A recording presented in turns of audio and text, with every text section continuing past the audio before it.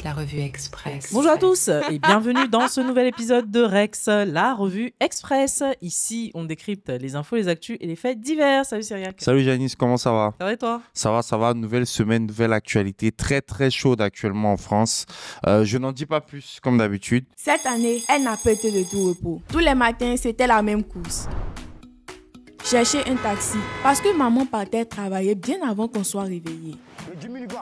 Tonton Patrick, vous pouvez pousser un peu. Tu dis qui a bougé? Attends, il te rappelle là. Hey, moi je suis pas ton ami. Hein. Alors, pas moyen qu'elle nous dépose à l'école. On se débrouillait. Une fois en classe, il fallait rester concentré. Pas de place pour la distraction. Et à la fin de l'année, la bonne nouvelle, j'ai terminé première de ma classe, ma petite sœur aussi. On était tellement contents, fiers de nous. Alors on s'est dit, on a mérité une pause. On veut s'amuser un peu. On cherchait un endroit où se détendre et un jour avec maman, on est tombé sur une vidéo d'Aquapark en ligne. Ça avait l'air trop bien. Quand on est arrivé, c'était encore mieux que ce qu'on avait imaginé. On a tout oublié. La fatigue, le stress, les devoirs. Juste nous, ensemble, à profiter du moment. Des rires, des éclaboussures, des glissades. Aquapark, c'était exactement ce qu'il nous fallait. Un vrai bol d'air, un vrai moment de bonheur. Et vous, qu'est-ce que vous attendez? Aquapark Africa pour le bonheur de toute la famille.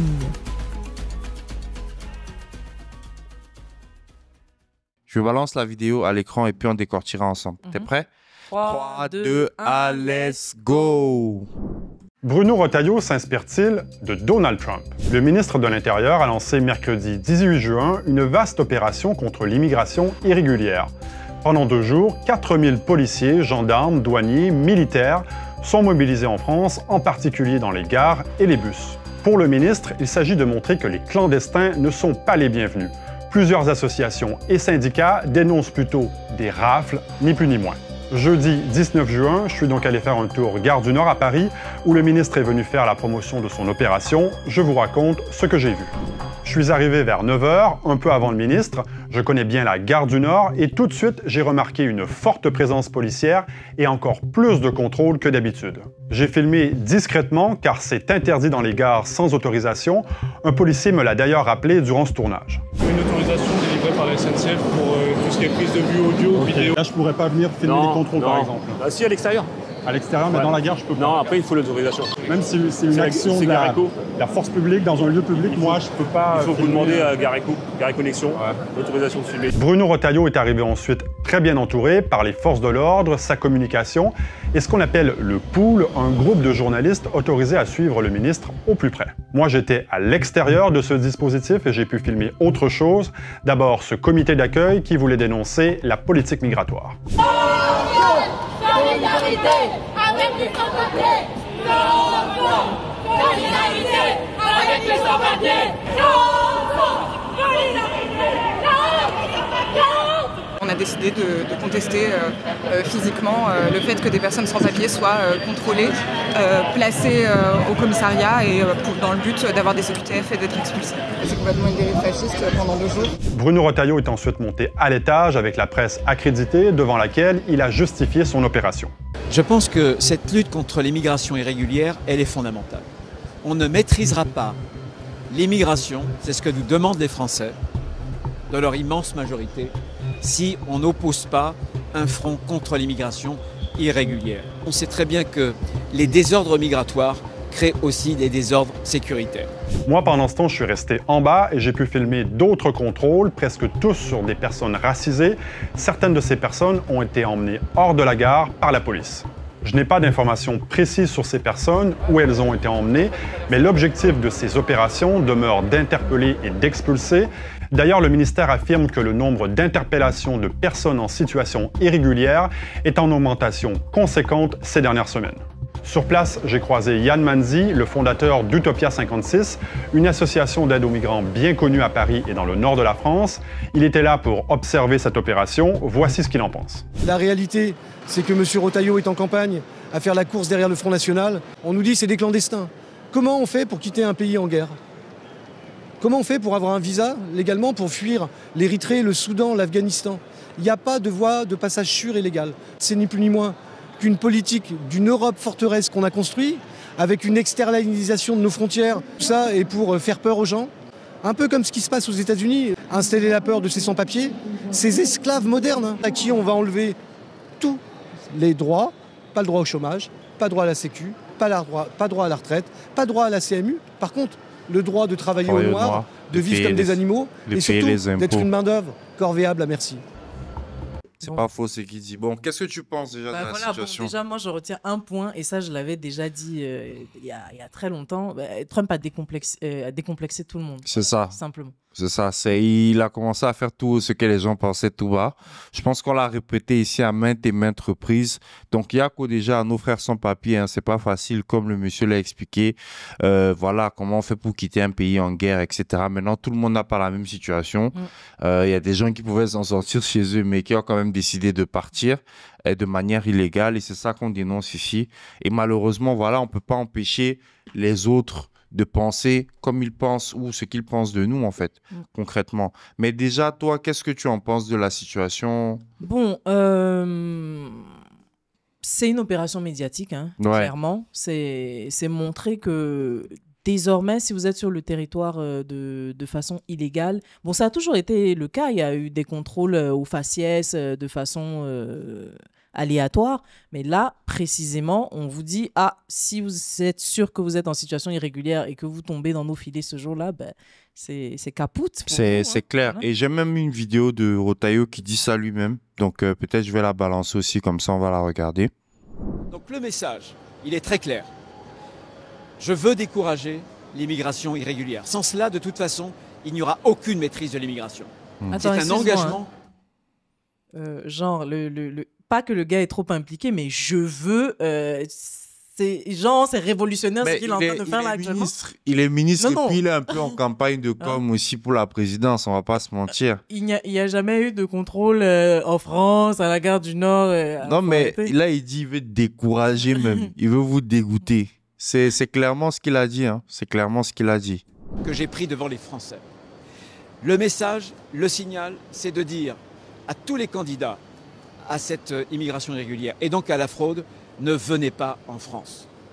Nous n'accepterons rien. C'est la tolérance zéro, très clairement. Nous avons une stratégie que je poursuis. La stratégie, c'est la reprise du contrôle de nos frontières. J'ai envoyé il y a quelques mois à la Commission européenne la 25e demande depuis les attentats de 2015. La 25e demande de la France pour rétablir les contrôles internes aux frontières. L'Allemagne l'a fait très récemment. Donc, c'est clairement ça, les gars. Il ne veut plus que vous veniez de manière... Voilà. Ils ne veulent plus. Ils ne veulent plus. Et ça commence à chauffer. Non, mais ils n'ont jamais voulu, en réalité. Ils n'ont jamais voulu, mais là, c'est frontal. Là, c'est même plus... Ils ne s'en cachent plus. Bon, maintenant, que faire? Est-ce que nos pays aussi devraient appliquer la réciprocité? Tu vois, parce que ce n'est pas que la France, hein. Peut-être on prend la France comme exemple pour nous, les francophones, mais tu as le Japon qui est clairement anti-immigration. Tu vois, le Japon, c'est un pays... Le Japon choisit plutôt l'immigration parce qu'il y a quand même une certaine communauté philippine, etc. qui sont... Mais je veux dire, par exemple, nous, les Africains immigrés au Japon, c'est le parcours c'est assez rare. Hein, c'est très, très rare, on est d'accord. Donc, c'est pas du jeu. Et bon, on prend peut-être la France pour épiloguer là-dessus, mais c'est le cas dans beaucoup de pays où on veut pas de nous. Donc, je pense que oui, si tu es choisi, comme tu dis, tu passes par la voie légale, ok, tu vois. Maintenant, j'ai regardé un autre point aussi, j'ai regardé 5 points, parce que la question qu'on peut se poser, c'est pourquoi, quelles sont les raisons pour lesquelles l'extrême droite, une fois qu'elle arrive au pouvoir, c'est l'immigration. Donc, le premier point, il parle de préservation de l'identité nationale. Bon, clairement, voilà, on sait ce que ça veut dire. Deuxième point, sécurité et criminalité. Bon, apparemment, l'immigration est associée à la criminalité. Là, je te donne leur raison. Hein. Charge économique. Donc, la plupart des gens qui viennent de ces pays ou de nos pays immigrés de façon illégale profitent des aides. Alors, moi, je ne comprends pas. Alors, parce que ils disent qu'ils profitent. Comment tu vas profiter alors des que tu aides n'es pas régularisé. si voilà, tu n'es pas régularisé. Là, ça devient un système mafieux. Travailler pour Uber, travailler au noir et comme le monsieur a dit, être une main corvéable, merci, je ne vois pas d'autre. Concurrence sur le marché du travail. Bon, là, maintenant, la responsabilité, elle incombe à l'employeur. Hein. Et encore même, quand tu dis concurrence sur le marché du travail, quel travail? Le travail que les Français ne veulent pas. Tu vois ce que je veux dire? En général, quand tu es un bobo riche français, tu ne te réveilles pas le matin pour être éboueur. En général, tu laisses ça. Mais Quand tu te lèves le matin, tu es content de voir que tes rues sont propres, mais il y a quelqu'un qui a ramassé. C'est ça. Donc, concurrence sur le marché du travail, c'est relatif. C'est relatif, tu vois. C'est vraiment relatif. Si vous êtes paresseux, peut-être, bon, voilà, je peux pas dire autre chose, tu vois. Contrôle des frontières et souveraineté, bon, ça, c'est chaque pays quand même. Je trouve le dernier point est légitime. Chaque pays a le droit de contrôler le flux migratoire dans son pays. Et puis, mais grosso modo, ce sont les 5 raisons. On est un peu dans la contradiction dans la mesure où la France s'est toujours marketée comme une terre d'asile, une terre d'accueil, la terre des droits de l'homme, tu vois. Et tout ça, ça leur porte préjudice, hein, finalement, parce que c'est ainsi que vous vous êtes mis en avant. C'est certain que dans l'immigration, il y a l'immigration clandestine, il ne faut pas qu'on se mente. Et dans ce lot-là, il y en a qui fuient pour espérer avoir des conditions meilleures, d'autres qui fuient, comme on a dit, hein, la guerre, les conflits, etc. Et il y en a d'autres qui arrivent en situation régulière, peut-être avec des visas touristes et trucs, et quand ça expire, ils ne rentrent pas, et donc ça les met dans des situations irrégulières. Et là, ça devient compliqué aussi. En fait, tout ça, pour moi, je pense aussi que c'est une affaire d'argent, tu vois. Là, on a eu, grosso modo, de ce que nous, on connaît, hein, dans notre petite époque, on a eu 3 phases économiques. Primaire, secondaire, tertiaire. Primaire, bon, les champs, etc., fallait labourer. Secondaire, les industries, il fallait de la main-d'œuvre pas chère pour réindustrialiser la France après la Seconde Guerre mondiale et tout ce qui s'est passé avec les nazis. Donc là, on passe maintenant dans la phase où la France est une économie tertiaire, une économie dite de service. Donc la même main-d'œuvre qu'ils réclamaient à l'époque, mais maintenant, ils en ont plus besoin. On en a moins besoin. Ils en ont moins besoin et c'est ça maintenant, c'est de ça qu'ils essaient de se dépatouiller. Bon, moi, je ne place pas le blâme sur eux. Chacun a le droit de faire ce qu'il veut dans son pays. Mais les gars, quand on dit le retour en Afrique est nécessaire ou commencer à mettre des mécanismes en place pour se développer ici, c'est important. Et puis, la faute aussi nous incombe à nous. Que font nos États? Est-ce que nos États vont appliquer la réciprocité? Bon, ça, je laisse ça là pour qu'on fasse le débat. Mais voilà les questions qu'il faudra aussi qu'on se pose. Débat là, donc, voilà les questions sur lesquelles on se pose. Bon, là, ça a déjà commencé. Donc maintenant, est-ce que les autres États vont suivre? On applique la réciprocité. Tu coupes ici, on coupe là-bas. Et puis, c'est 50-50, win-win. Bon, c'est mon petit avis. Moi, en tout cas, je voulais montrer la situation parce que là, ça commence quand même à monter. On a eu les États-Unis qui ont commencé. Là, la France, on boite le pas. Bon, en gros, pour les clandestins, les gares, les bus, faut commencer à vraiment aimer marcher. Et même là, tu n'es pas sûr que tu es en sécurité. Ah bon, mais là, c'est vite. De ce que je suivais, j'ai suivi un peu l'actualité parce que c'était très viral, surtout sur TikTok et Facebook. Les gars se lèvent à 3 h du matin, prennent les premiers trains de 4 h du matin. Là, ils sont sûrs qu'il n'y a pas de contrôle et ils prennent les derniers trains, les trains de nuit pour pouvoir entrer en sécurité. C'est ce qui se passe. C'est triste. Se battre pour une vie meilleure, mais c'est compliqué. Hein? C'est très, très chaud. C'est très, très chaud. J'avais vécu le cas un peu en 2010 à l'époque.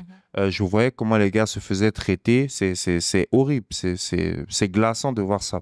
En tout cas, voilà la situation. Je te rends l'antenne et puis, bon, on va voir la vie des autres. Écoutez, après avoir vu ces images et entendu le ministre s'exprimer, qu'est-ce que vous pensez de tout ça, en fait, en réalité? Est-ce que ça vaut encore le coup de partir de l'autre côté, surtout dans la clandestinité, pour rechercher des opportunités, alors que finalement, en Afrique, il y a des opportunités? Donc, on veut savoir vos avis, hein, tout simplement. Voilà, merci d'avance. En attendant, n'oubliez pas de vous abonner à la chaîne de l'Investisseur Africain et activer la cloche de notification pour ne rater aucune nouvelle vidéo. À très bientôt. À très bientôt, les gars. Merci à tous. Ciao, ciao.